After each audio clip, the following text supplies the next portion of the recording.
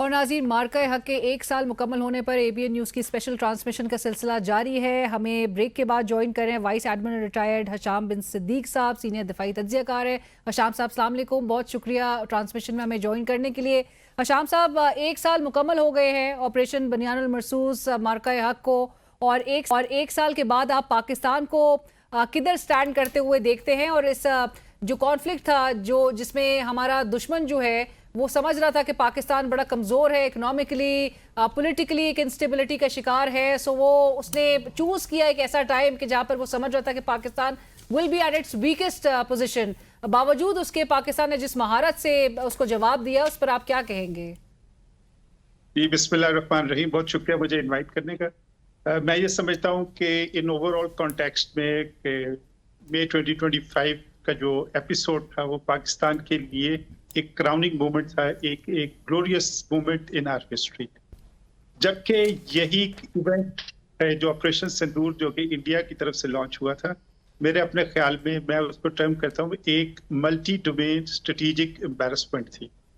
तो multi domain मैं इसलिए कह रहा हूँ कि आप मीडिया से हैं, आपको पता है कि जो मीडिया का फेक न्यूज़ का बाजार गर्म किया हुआ था वो बिल्कुल धड़ाम से नीचे आके गिर गया। तो मेजर एम्बैरसमेंट हुई इंफॉर्मेशन डोमेन में, मेजर एम्बैरसमेंट हुई with so many of losses in the military domain, major embarrassment हुई इन द साइबर डोमेन जहां उनके एनर्जी इंफ्रास्ट्रक्चर और बहुत सारे जो इवन डिफेंस नेटवर्क्स थे वो इलेक्ट्रॉनिक वॉरफेयर का शिकार हुए।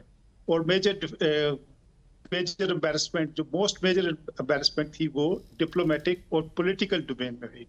पूरे 2025 के इंसिडेंट के दौरान सवाए अफगानिस्तान के कोई मुल्क इंडिया की तरफ माइल नहीं था, जबकि ऑन द कॉन्ट्रेरी तमाम वेस्टर्न वर्ल्ड, चाहे वो यूएस हो, चाहे वो हमारे दोस्त चाइना हो, हमारे दोस्त सऊदी अरेबिया हो, तुर्की, अजरबैजान, कंप्लीट डिप्लोमेटिक विक्ट्री।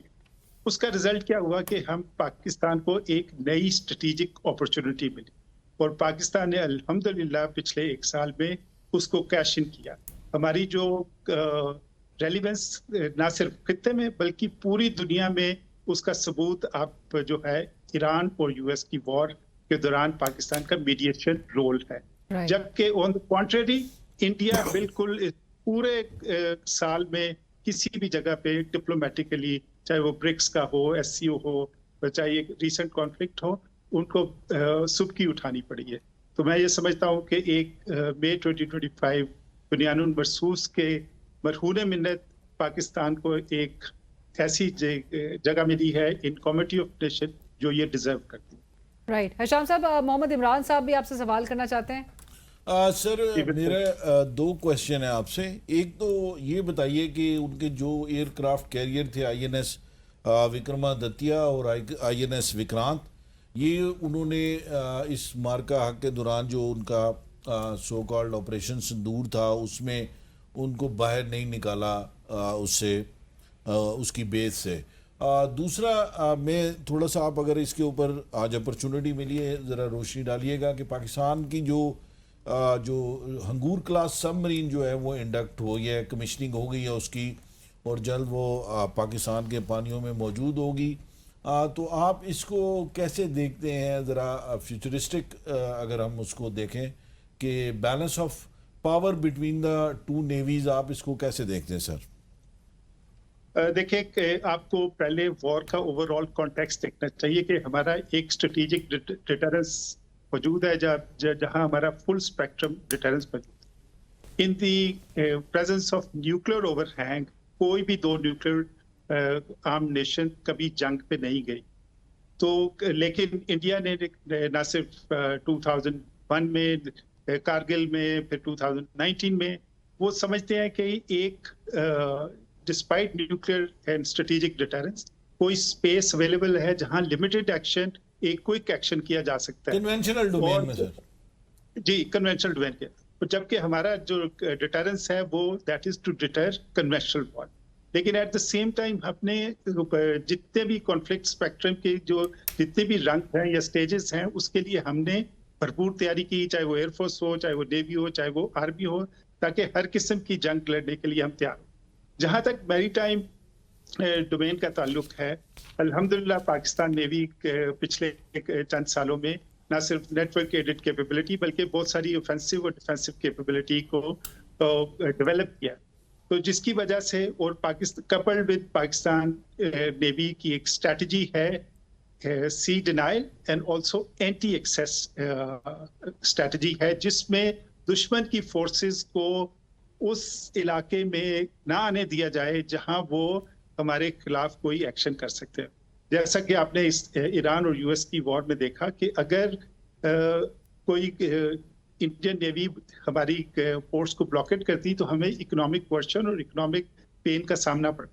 तो जो उन्होंने कोशिश ही नहीं की इस दौरान कि ये का वो वेंचर कर सके, क्योंकि the risk attached to such operation was such that के पाकिस्तान की ऑफेंसिव कैपेबिलिटी के अगेंस्ट उनके ना सिर्फ एयरक्राफ्ट कैरियर, चाहे वो उनकी सबमरीज हमारी कोस्ट लाइन के नजदीक नहीं आ सकी। पाकिस्तान नेवी की 2-3 मेजर रिस्पॉन्सिबिलिटीज हैं। एक आपको पता होगा कि सिर क्रीक में एक बॉर्डर डिफाइन नहीं हुआ, तो वो एक ऐसी सिचुएशन है जो कि एक फ्लैश पॉइंट हो सकता है। इसी तरह हमारी जो 1000 किलोमीटर लॉन्ग कोर्स है, उसकी सीवर डिफेंस की जिम्मेदारी पाकिस्तान नेवी की तरफ है। तो मैं ये समझता हूँ कि पाकिस्तान नेवी की सर्वेलेंस कैपेबिलिटी, पाकिस्तान नेवी की एंटीशिप कैपेबिलिटी जो है वो ऐसी है कि वो दुश्मन कभी भी हमारे कोस्ट लाइन के नजदीक आने और ना अटैक करने की सीवर्ट की तरफ से हिम्मत नहीं करेगा। रह गई बात हंगोर क्लास सबमरीन की, जैसा कि आपको मालूम होगा कि ये 2015 में 8 सबमरीन का मुआहदा हुआ है, जिसमें 4 चाइना में बन रही है और 4 पाकिस्तान में बन रही है। ये एक स्ट्रेटेजिक वेपन है। आप क्योंकि आपके पास रिएक्शन टाइम बहुत कम है in case of war, so you need a continuous at sea deterrence, यानी कि 8 सबमरीन के होने की वजह से पाकिस्तान नेवी एक इंडियन ओशन में एक कंटिन्यूअस सी बेस्ड डिटरेंस रख सकेगी, ना सिर्फ वेस्टर्न कोस्ट पे बल्कि ईस्टर्न कोस्ट पे भी जाके वो थ्रेटन करेगी।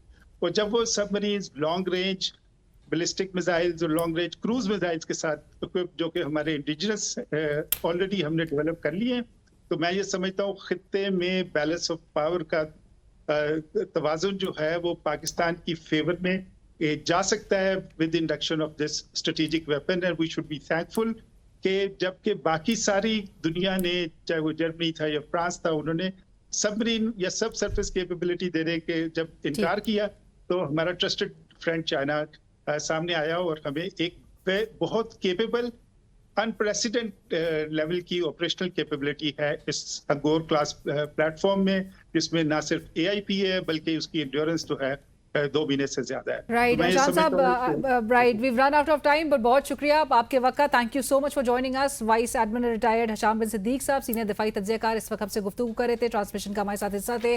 और पाकिस्तान ने ना सिर्फ महारत का मुजाहरा किया, डेमोन्स्ट्रेट किया, बल्कि ये भी दुनिया को बावर कराया कि पाकिस्तान अमन का ख्वाह है, पाकिस्तान हमेशा पीस की एडवोकेसी करता है।